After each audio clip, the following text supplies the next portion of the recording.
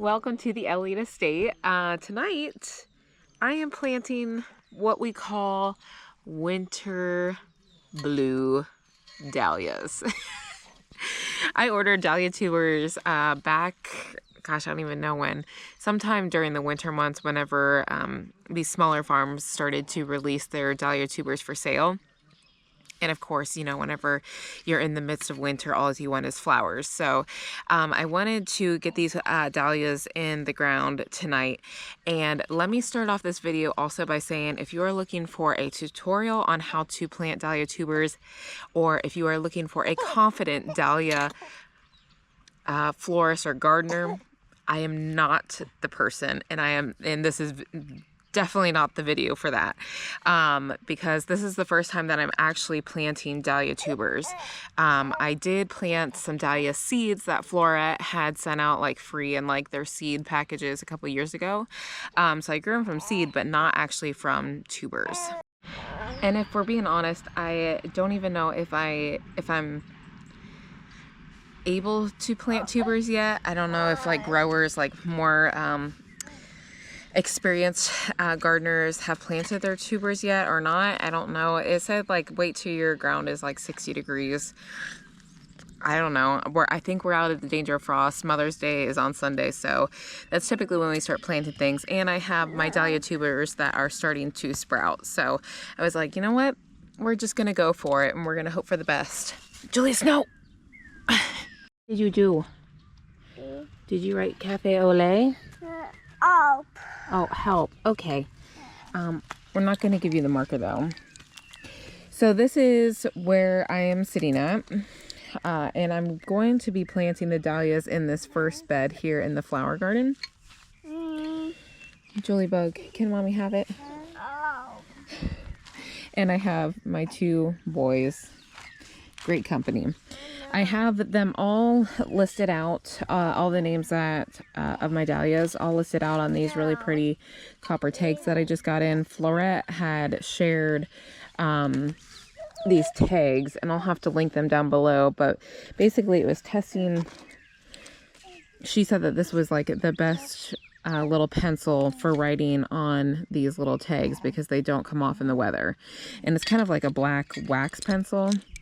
And then the company also sent out this deco color like black marker, and so I'm assuming this works as well. So I did both of them just to kind of test it out and see how which one kind of holds up with the test of time. So anyway, let me go through the dahlias that I have sitting here. I ordered from 3 or 4 different small growers, and I got them in within the last, I don't know, 3 to 4 weeks. Sarah's Cottage Creations was the first one that I had ordered from, and this kind of set off my shopping spree of dahlias. I picked up a couple apple blossom dahlias, Sweet Natalie, look how pretty that one is. And I don't know heights on these at the current time, but if you are interested in growing some as well, you guys can look up the specs and that kind of stuff.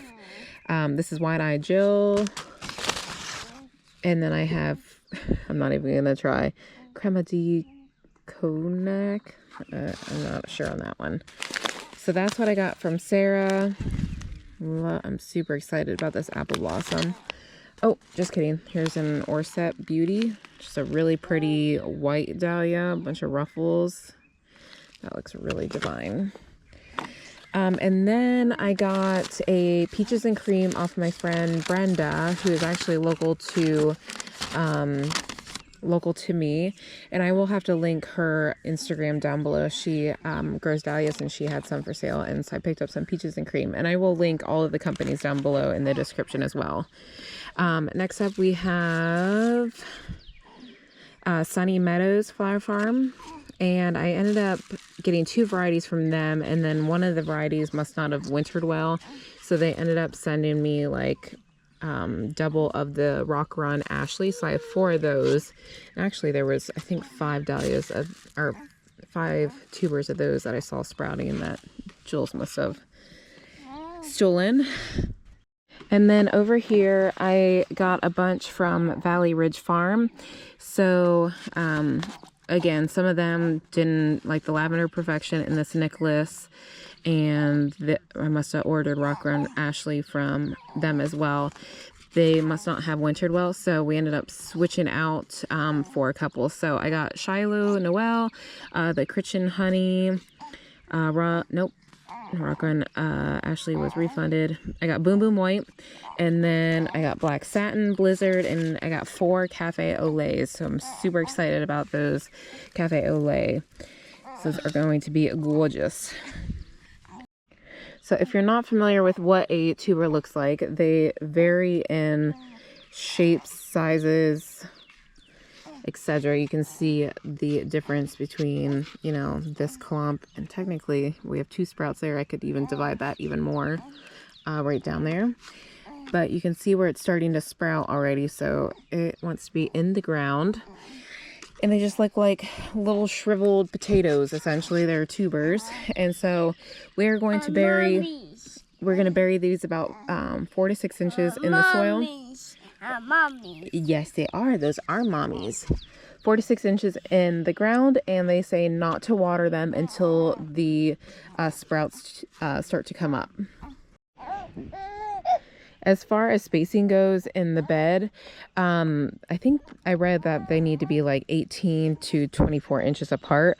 So my bed is roughly about 3 feet-ish, and I'm just going to put two tubers per like row, essentially, because most of the varieties that I have, I only got 2 tubers, or no, I think it was about 2 tubers per variety. So I'm just going to see how many I can fit in this bed. Before I start, I'm going to use the Biotone starter fertilizer, and I'm just going to sprinkle it here in the bed, rough up the bed a little bit. And then we're going to pop the dahlias in the ground, and we're not going to water them. And hopefully soon we have some dahlia sprouts. Right, Josie? No. No. Do you want to see some pretty flowers in Mama's bed? Yeah. Okay, me too. All right, let's get to work. Whoops, before we get started, I wanted to show you like how you even plant these. So from what I've read, Jules is going to get down here now. This is the tuber.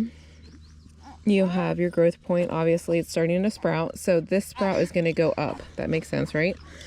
So you want them to grow upwards. So you get your hole. I'm going to set that in there sideways, and then I'm just going to cover it over. Oop. Thank you, buddy. It's so helpful. And that is all.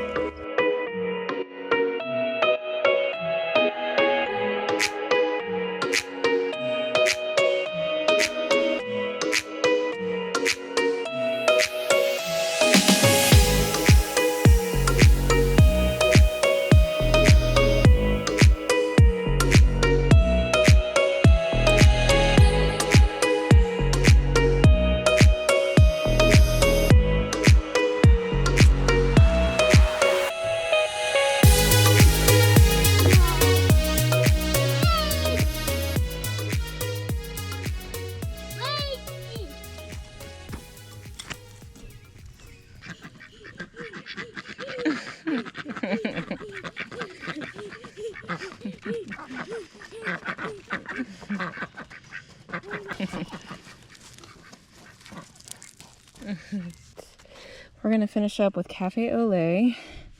Julius just loved to... Oh, no, that one doesn't have a growth point, so we're just going to stick it in sideways. Just going to put these all in their happy little holes. And I ran out of room in the other bed, so that's why I jumped over to this one. But I think it's going to be just fine. And I know that Cafe au Lait gets quite large, so it might be better just to have them separated.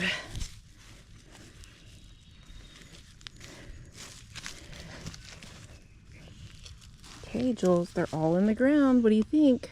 More. Huh? More. You want more? Yeah. Should Mommy have bought more? Julius went to town with dumping all the vermiculite out. So please excuse that powdery look. But here in the front, okay, I spaced all these about like a foot apart, and I know that's probably a little tight, but first timer, I guess. So I guess I'll learn next time. First row we have the Orset Beauty Apple Blossom, the Crema de Cognac, not really sure how that is said. Wine Eye Jill, Sweet Natalie, Rock Run Ashley, Critch and Honey, Blizzard Black Satin, Shiloh Noel, Peaches and Cream, Boom Boom White. And then over there we have our Cafe au lait, and then one of the companies sent a freebie and it wasn't labeled, so I put that over by the Cafe au lait, so we will see how that looks. And I have the green fencing around these two beds to keep the chickens out because we let them out occasionally and I didn't want them digging in it. So anyway, everything is tucked in. I'm happy that they are able to now sprout in their beds and not in the bags. And like I said, we won't water them until we see green growth, and then we will keep them watered regularly. And I'm just excited to grow dahlias from tubers for the first time. I'm really excited to see all of the big blooms and all of the different soft colors. So anyway, thank you guys for watching and visiting the Eliot estate tonight.